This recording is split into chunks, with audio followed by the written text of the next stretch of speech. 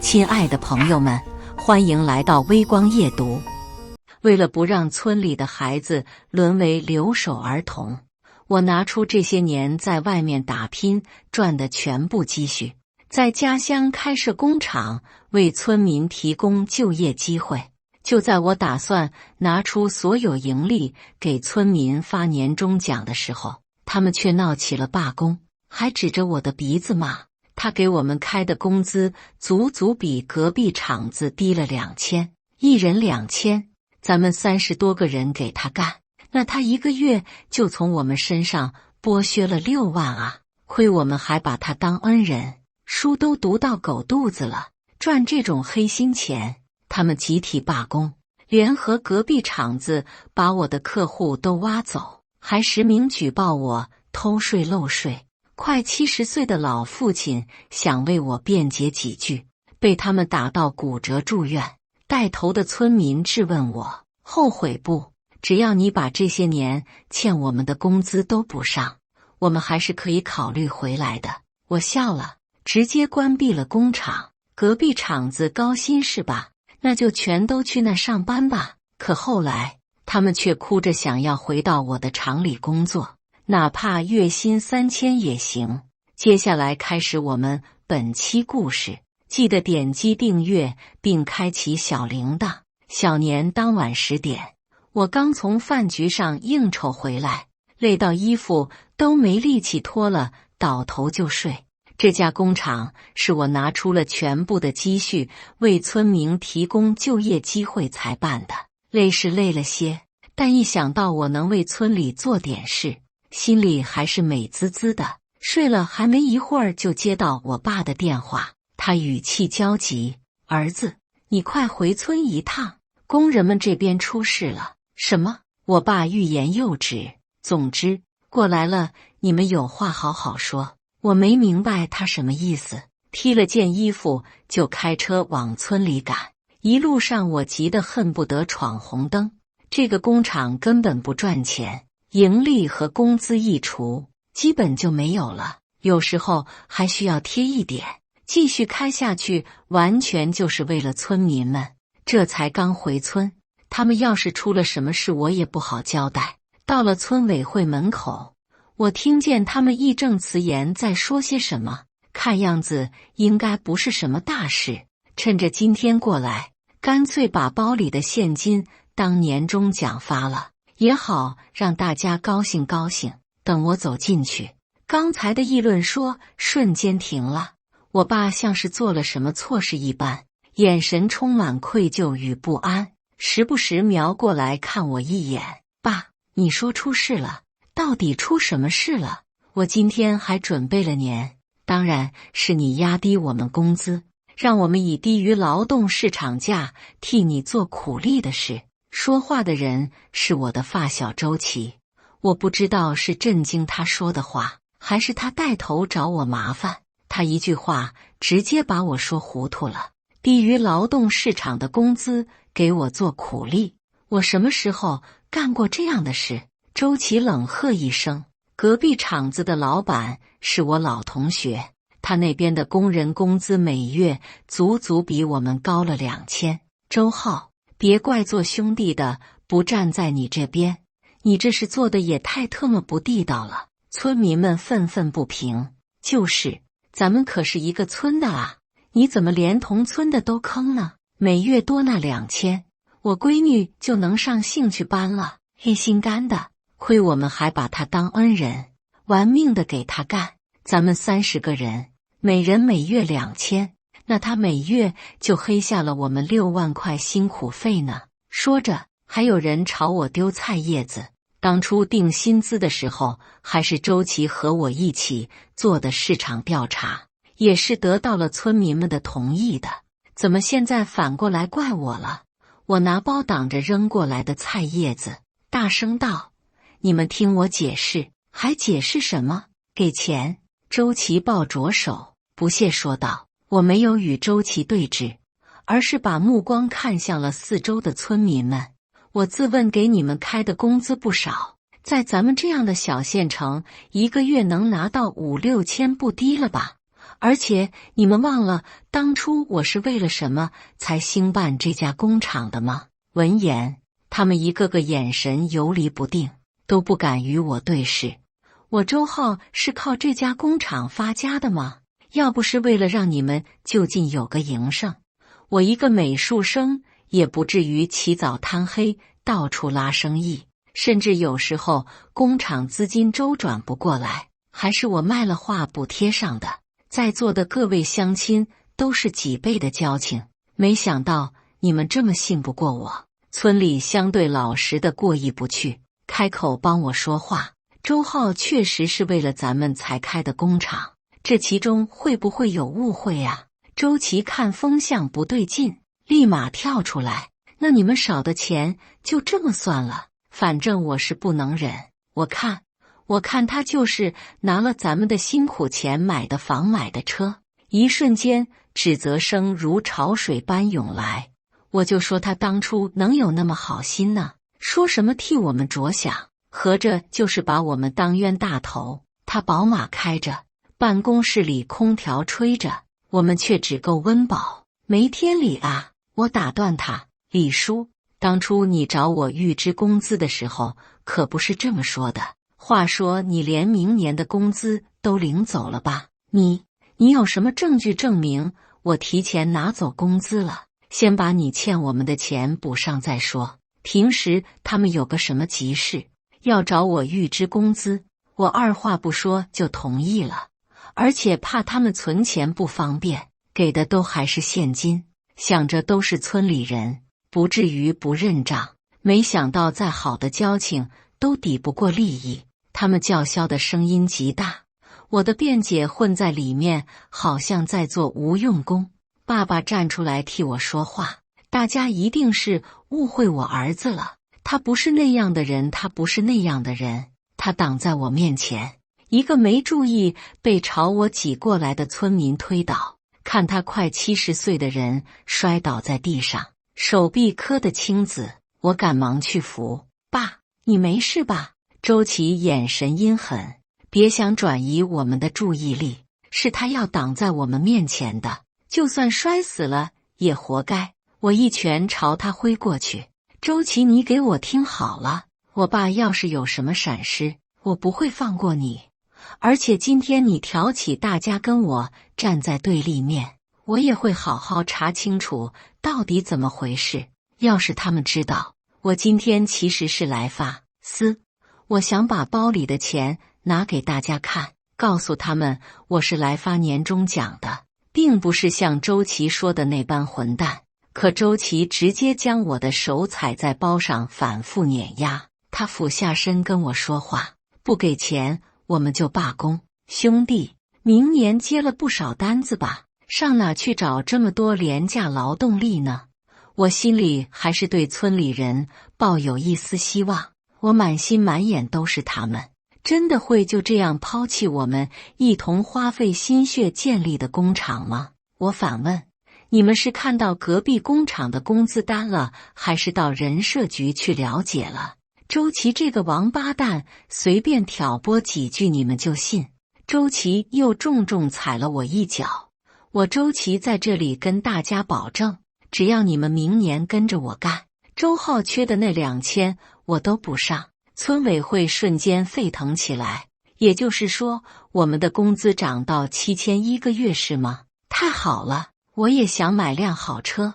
看来还是跟着周琦靠谱啊。那当然，毕竟周琦可是大出来的高材生，有良心，不像那个破画画的，简直是奸商。大家一起罢工，看他的工厂还怎么开下去。随着村民们一声声讨伐，我的心也彻底寒了。周琦给了我个胜利者的得意眼神，随即带着村民有说有笑地离开。我爬起身，想要抓住他问清楚，到底为什么这么对我？我们不是最好的兄弟吗？我到底哪里得罪他了？不把揍他一顿，我心里的这口气实在咽不下。我爸在身后拉住了我，儿子，还是别去了，他们人多，指不定会做出什么事来。爸知道你是清白的就好，要不你今年到外地去躲躲吧，这年估计不会好过。我呸！我气得朝木桩子上打了一拳。我周浩行得正坐得端，我哪都不去，我倒要看看周琦在搞什么名堂。第二天，在我工厂里上班的30几个村民像是有组织的一样，集体来我家讨要工资。年前的工资我已经发了，这些理应年后给的。我说周转不过来，有的人就往我家墙上泼大粪。我去你的！有钱买车买房，没钱给我们结工资，没钱你开什么工厂？给我们画大饼是吧？今天不给钱，你家这个年是别想过了。我回头一看，我们家门口的墙上不仅有大粪，还被人贴上了白色的对联。我算是看清楚了，斗米仇生米恩。也许未必是周琦有多可靠，而是对他们来说，谁能给他们带来更大的利益，谁就是对的。我气得把对联全部撕掉。劳动合同里说得很清楚，工资次月结算。我不会晚你们一天，也不可能早你们一天，因为你们这些白眼狼不配我再周转资金发工资了。我每个字都说得咬牙切齿，道不尽心里的委屈。这时村长出来，做好人。周浩，是你先不地道的，我这个做村长的也帮不了你，还是赶紧给钱吧。大家伙都说要把你从族谱里除名呢。我爸一听急了，捂着心脏差点没当场晕过去。我们给儿子，快想想办法吧，我们不能从族谱里除名啊，否则爸下去了也没脸见祖宗。我爸是个传统的人，在村里被从族谱除名，那就不是村里人，以后田地祭祖都没有我家的分了。这些白眼狼一定是拿捏住了我爸这一点，才笃定我一定会给钱。为了结清30几个人的工资，我把代步车卖了。村民们离开后，麻烦接踵而至。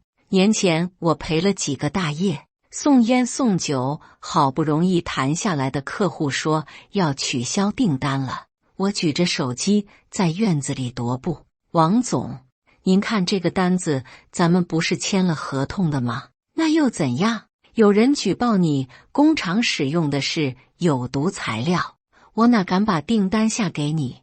对方在电话里的声音极大，刺得我耳膜生疼。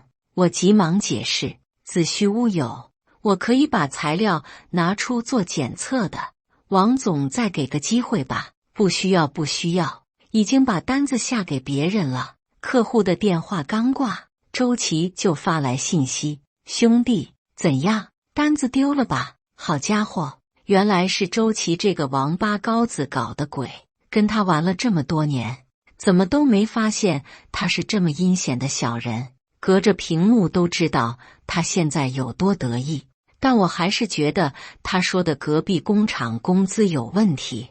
大家都是同行，订单利润就那么点，见过挖人的，顶多也就是挖走技术人才，没见过一次性挖走几十人的，还都给加几千工资，感觉事情不简单。我立即拿出手机，让做私家侦探的朋友去查。我在院子里焦急地等着消息。我爸突然跌跌撞撞地走进来，爸，你这是怎么了？我跑过去一看，他浑身是伤，嘴角还流着血。没事，骑车摔倒了。我赶忙把他送到医院，可我越想越不对劲。他骑的3轮车，门口都是很宽敞的路，又不是掉田里了，怎么会摔倒？是不是那些人干的？我又问。我爸坚定地摇头，没有，怎么可能呢？不跟你说了，我进去做检查了。看来他是不可能说实话。想起我家门口是装了监控的，立马调出来看看。视频里，我爸骑着车从田里回来，被周琦他们拦下。哟，这不是叔叔吗？周浩现在是不是躲在家里急死了？他一阵狂笑，看得我恨不得冲进屏幕给他2拳。我爸唯唯诺诺要走，没什么事，我就先回家了。哎，等等，你儿子欠大家的2000块什么时候算呢？不给就拿你的3轮车来抵。对，我家刚好需要一辆3轮，给我吧，给我，我家也需要。他们争抢起来，直接把我爸推下3轮车，率先坐上去的骑着车直接就跑了，甚至不看路，从我爸脚上压了过去。我爸一脸痛苦，周琦蹲了下来，拿手机拍打我爸的脸。以前人人都说周浩比我有本事，我不服啊！现在看见了吗？我被大家捧着，而他周浩就是过街老鼠。他笑得极其猖狂，我只感觉一口气堵在胸口上不来。怎么说我都可以，千不该万不该这么对我爸。我拿出手机要报警，却被做完检查出来的爸爸摁住。周浩，你做什么？我要把周琦那个王八蛋送去坐牢，村里的那些白眼狼也别想跑。我爸叹了口气，村里情况太复杂了，咱们还是不要再得罪他们了吧。爸只想好好过日子。我不解，我是你儿子，我有本事给你养老的，咱们离开这里吧，把他们都送去坐牢。我爸满脸是伤，叹了口气，摇摇头，我能走，祖宗走不了啊。要是被从族谱上除名，来年连祭祖的资格都没有。算爸求你了，这会儿我是真的感觉到他老了，这里就是他的根，他离不开。这事就这样吧。他扯出一抹苦涩的笑容，十分憔悴，仿佛被岁月磨去了棱角。行，我暂时这样哄他。回到家，朋友也查到了一些端倪。隔壁工厂的老板正好也是我们隔壁村的，与周琦玩得好。那人我见过一次，听说之前是在缅甸做玉石生意的，怎么就突然回国发展了？而且他工厂里生产怠慢，却盈利不断，还时不时组织员工出国旅游。对于一个小型工厂来说，福利好过头了。事出反常必有妖。很快到了来年春天，那家工厂又开工了。我的老员工们一个个背着行李从我门前经过。隔壁的李叔带了最多行李，听说他打算进厂长住，可能还会给他外派去缅甸的职务。周琦给了他1万的月薪，过年还有半年工资作为年终奖，可把他得意的。他双手夸张地摆动着，向我炫耀他新买的手表。哎呀，真是努力大于选择啊！这人都还没到厂里上班，年终奖就提前送来了。他手上的手表并不是很贵，却被他当成宝一样炫耀。曾经我也喊他们买过黄金，这是硬通货。当下的时局早买早赚，可没一个人听我的，他们贪图及时享乐。要说不说，还是周琦了解他们。李叔过来拍拍我的肩膀：“周浩啊，工厂招到人了吗？那些订单该怎么办呀？叔都替你着急呀。”我讪笑：“叔，怎么皇帝不急太监急呢？倒是你们，事出反常必有妖，没听说过吗？”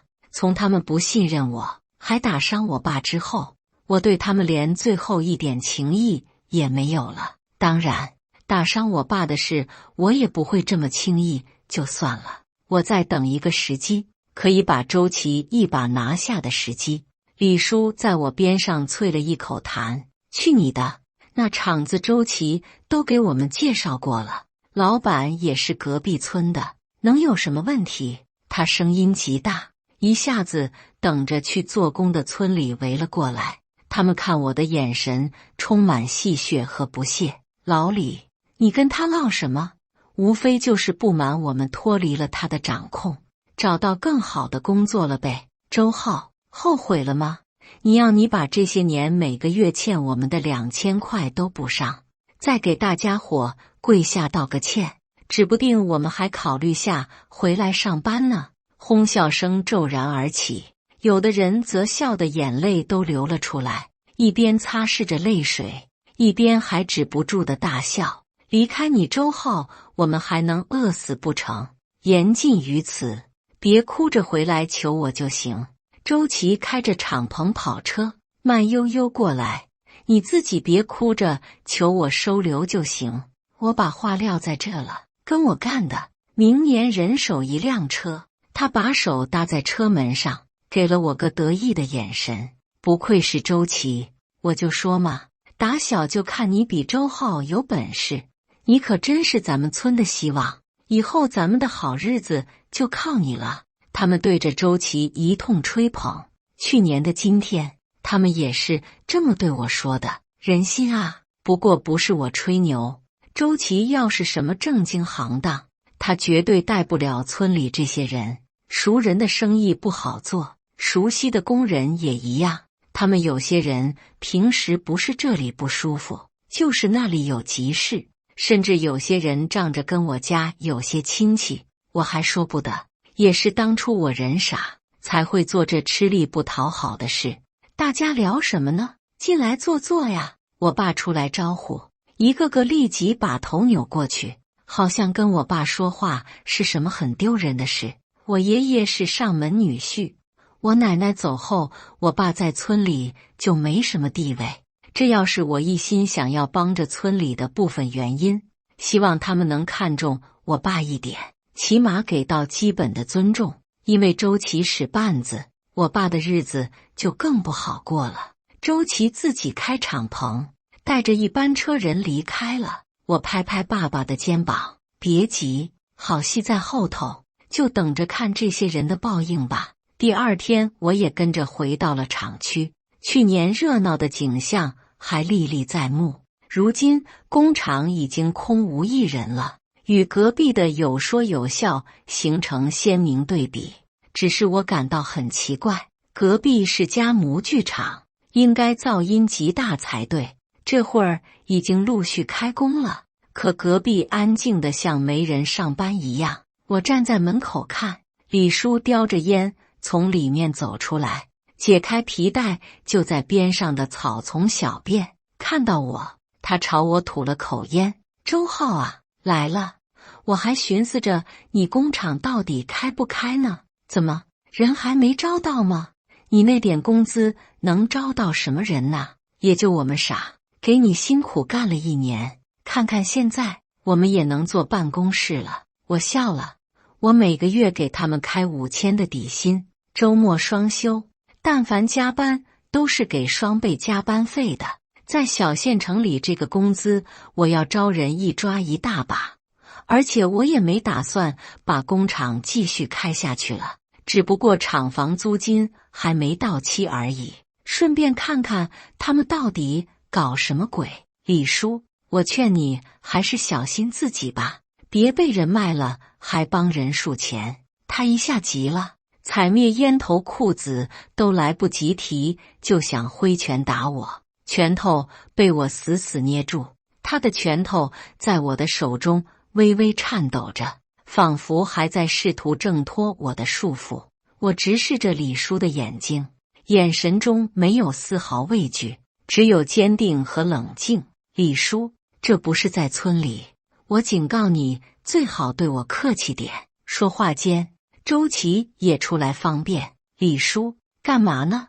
周浩再怎么样也是我兄弟，难为他就是不给我面子啊。看周琦嘚瑟的样子，我直接上去甩了他2拳，然后转身就走。他还想还手，可惜我不给他这个机会。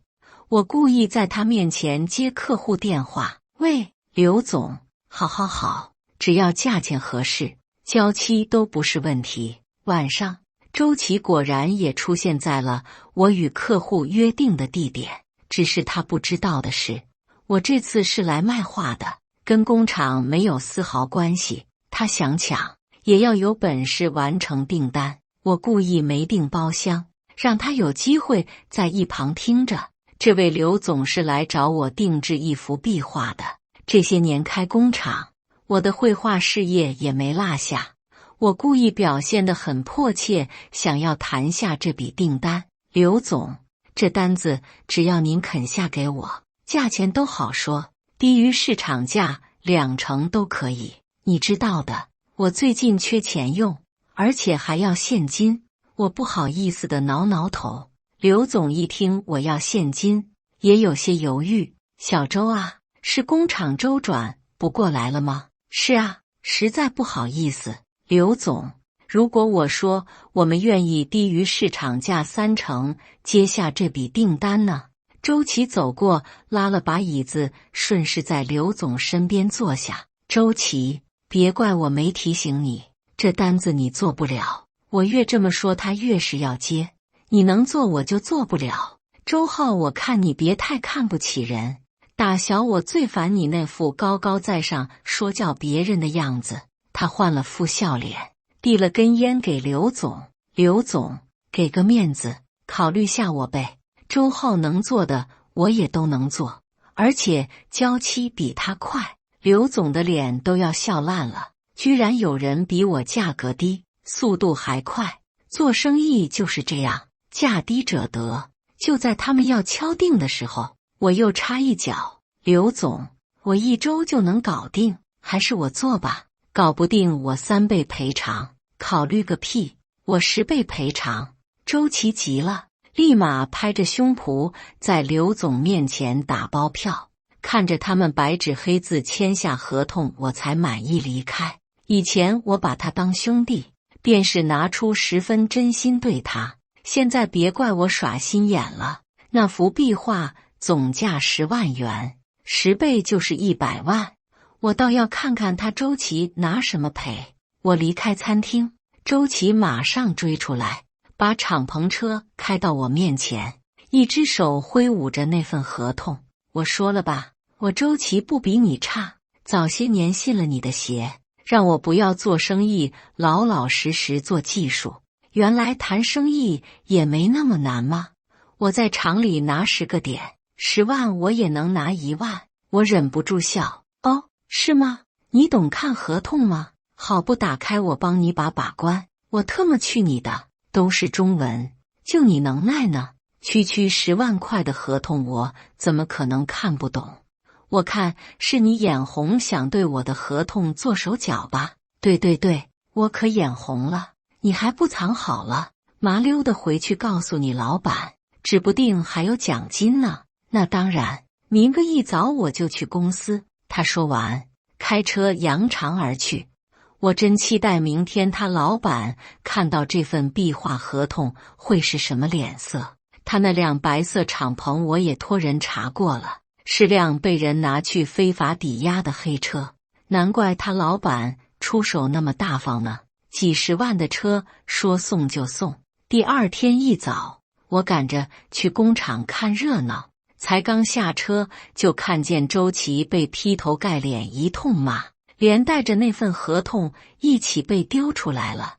你是不是脑抽了？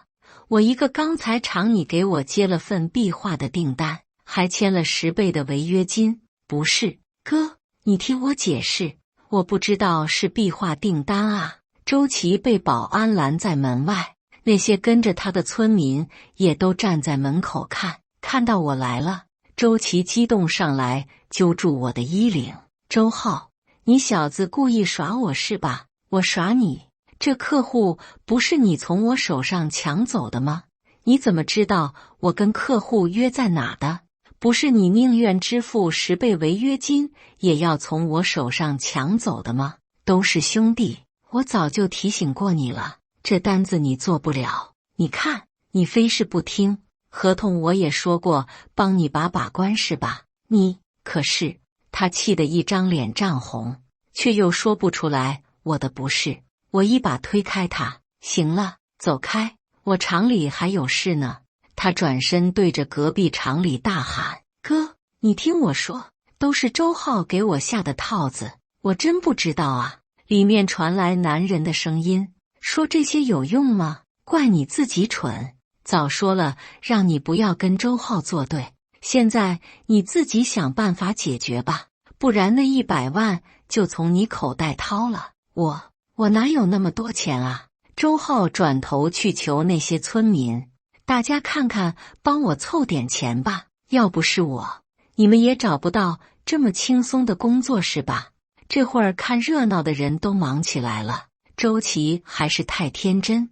这些人装进口袋的钱怎么可能再拿出来？他发疯似的怒吼：你们这些白眼狼，要不是我，你们都还在周浩拿干苦力呢，现在让你们借我点钱都不肯。李叔开口：不是我们不借，100万呢，把我们都卖了也凑不齐，你还不如找个靠谱的画师把单子完成了，这100万不就不用赔了吗？我呸，我会不知道吗？那刘总指定了要国美的研究生画师，这么短的时间，我上哪找去？众人的目光看向我，我悠闲地喝着茶。周琦，都是兄弟，我也不是不可以帮你一把，但是周琦牙都要咬碎了，说要什么条件？刘总给你10万，现在时间紧迫，那我要20万。20万，你怎么不去抢啊？我摊摊手，那你就等着赔100万吧。那刘总挑剔得很，我也是在他手底下做了几单生意了，才有10万这个价。他也是个行家，自己开画廊的，这次又是自己家的壁画，周琦就算是找个能力差不多的，也会被看出来，到时候100万还是得赔。周琦怒踹一脚地上的泥土，行，20万就20万，一字一句像是从牙缝里挤出来的。就这样，这笔订单又回到了我手里，而且还翻了1倍的赚，刚好把我的那辆代步车赎回来。而周琦这事还没结束，听说隔壁厂老板让他出国负责东南亚那边的项目，将功补过，而且还开出了年薪50万的高价。临走前，他还把聊天记录截图找我炫耀，别给我太得意，区20万，不过是我小半年的工资而已。等我回国的第一件事就是把你那破工厂给收购了。我给他发了个表情包，那也得等你回来了再说。那位做私家侦探的朋友给我透露了消息，隔壁厂子很多资金都来自国外，确切地说是从国内赚了一手到国外，最后再进了工厂的账面。我一寻思，该不会是在搞电信诈骗吧？我劝你最好是老实待在国内。事到如今，周琦已经听不进去了，我也懒得再劝，好言难劝要死的鬼。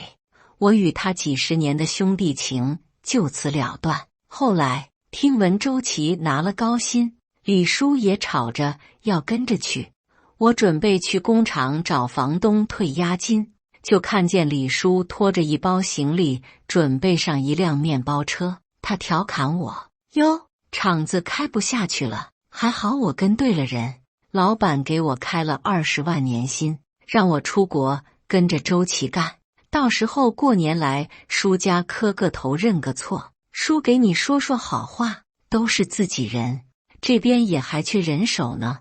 我强忍要揍他的冲动，那就祝叔早去早回了，在国外小心点，可别有去无回。他笑得开心，指着我：你就嫉妒吧，老板待我很好，让我先去枫叶国旅游一趟，再去报道。你懂个屁！随后他开心地坐上了面包车，被人拉到飞机场。李叔一辈子生活在熟悉的小县城，从未见过外面世界的波澜壮阔，也正因如此，他的认知如同一口浅浅的井，局限而单纯，对那些陌生的诱惑缺乏应有的警惕，丝毫没有意识到自己已经成为骗子们的猎物。我没拦他，把工厂关了，回了村里。没过多久，不知怎么的，我家里又恢复了以往的热闹。